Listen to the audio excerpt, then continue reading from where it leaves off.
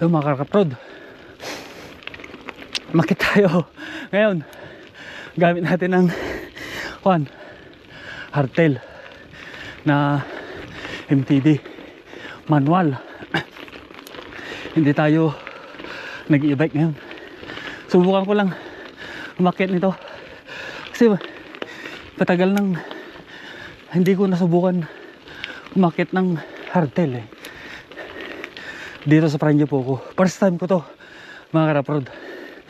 Kaso talaga hingal, naninibago kasi mabigat mabagal lang tayong umakyat, mga karaprod. 5-6 kilometers per hour lang speed natin.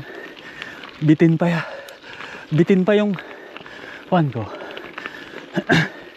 kambyo sa likod. 42 lang kasi, tapos 36 harap, kaya makunat ang kunat pedalan. Okay sana kung 46 sa likod, maganda. Kaso 42 lang. Ang kunat.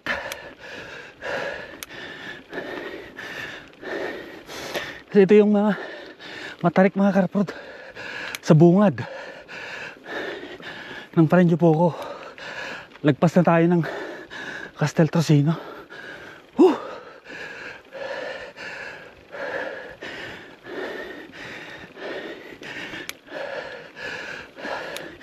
Ayan, kung kakayanin ko umakyat sa Santiago mo, pero sa tingin ko mahirap kasi ito mabigat. Saka matagal na tayong hindi nakapag manual.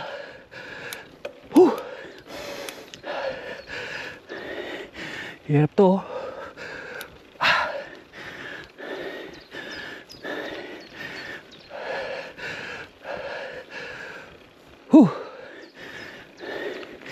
Dito may bungad talaga.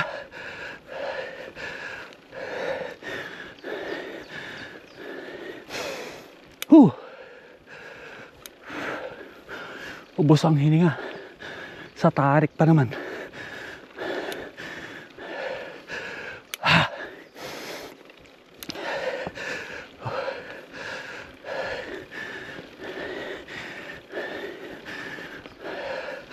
Okay lang para bawi natin yung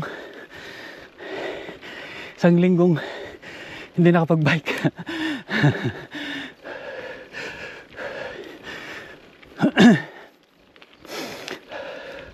May mga kanal-kanal to, mga karaprod.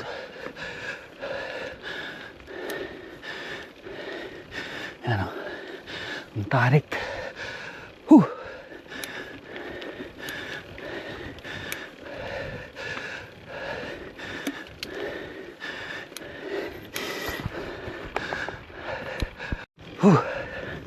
Wala pa tayo sa kalahati, mga karaprod. Malayo pa.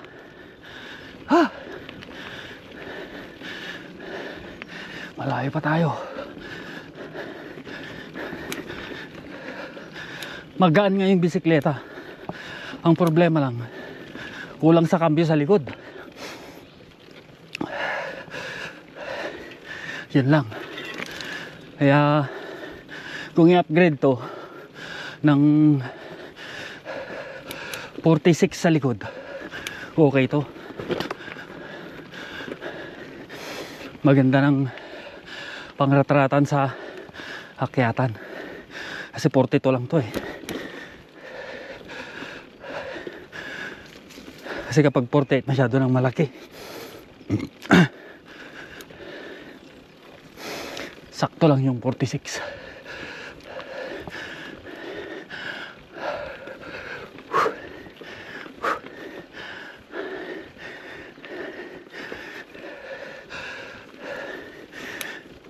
Meron ako yung nabili dati. 11 speed naman yun. Pero pwede siguro tanggalin ng isa. O di kaya ganun na. Basta hanggang doon lang sa 10 speed siya aakyat. So which means na 48 pa rin yun. O di kaya magkambya ka lang hanggang 8 para 46. Pero magdadagdag ng kadena. Maganda. Magaan na kwan. Yakyat. Kaysa yung enduro natin dati. Magaan siyang yakyat.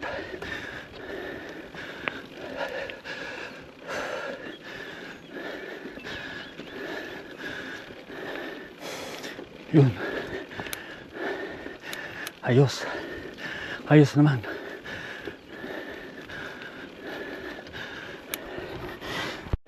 Yan, ito yung mabato mga karaprod. Ito yung mabato. Saka may kanal. Buti makapit yung lupa niya ngayon. Maganda yung lupa. Makapit siya. Kasi kung medyo basa-basa to, madulas. So mahirap pedalan. Napaakyat pa ng mabato.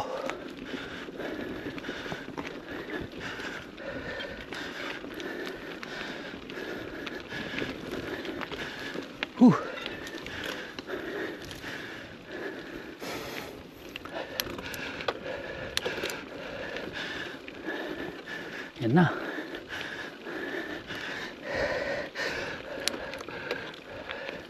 Yun. Sagad na.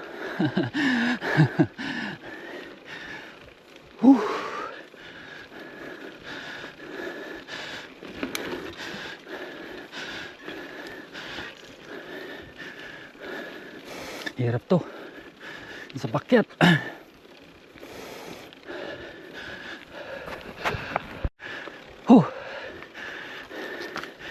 Ito yung mahirap mga karaprod.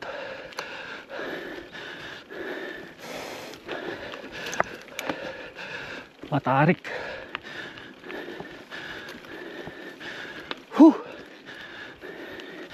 Kailangan ng lakas.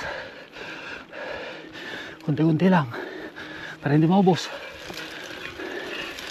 Hanggang doon sa dulo.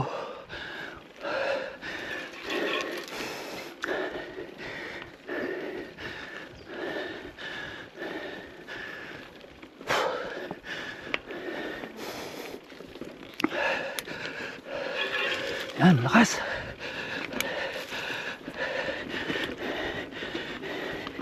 Yun. Nakuha sa teknik mga karaprod.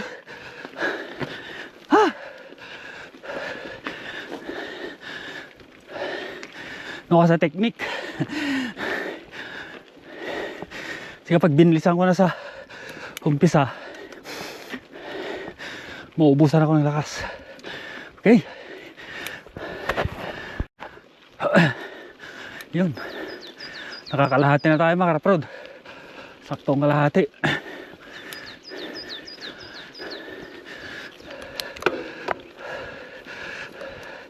Dito tayo sa kwan. Sa lagpas na ng Vecchio Aso. Sa pinagpapahingahan. Pahinga tayo ng konti dyan. Makunat. Talaga.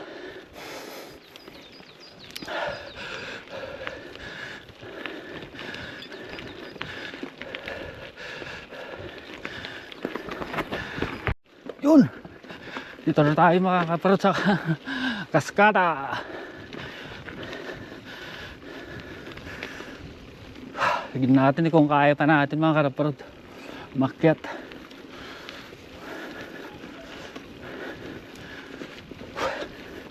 Doon lang banda talaga sa Makunat, sa umpisa at saka sa gitna. Pero parang ano kaya spa ito kaya, ano kaya maganda?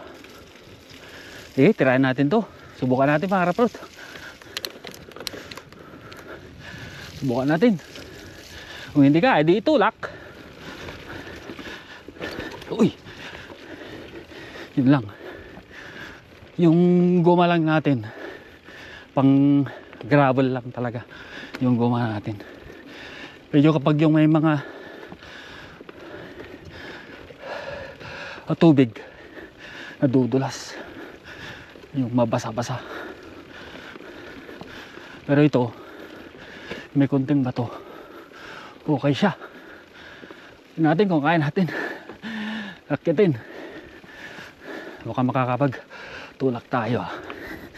Whew.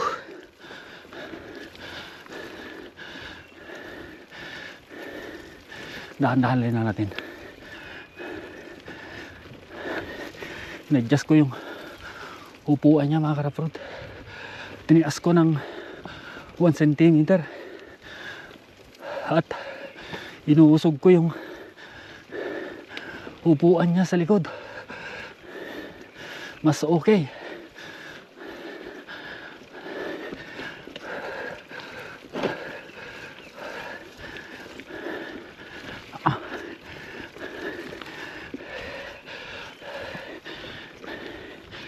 Pwersa talaga kailangan. Kaya naman, pero dyan recover tayo. Recover.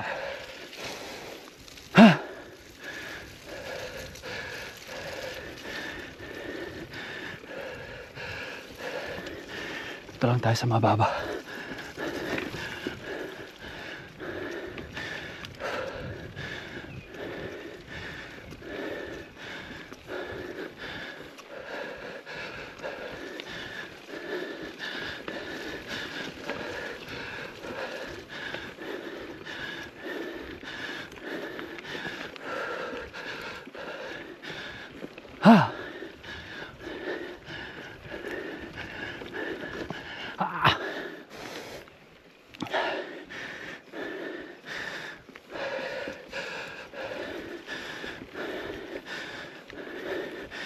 Yes.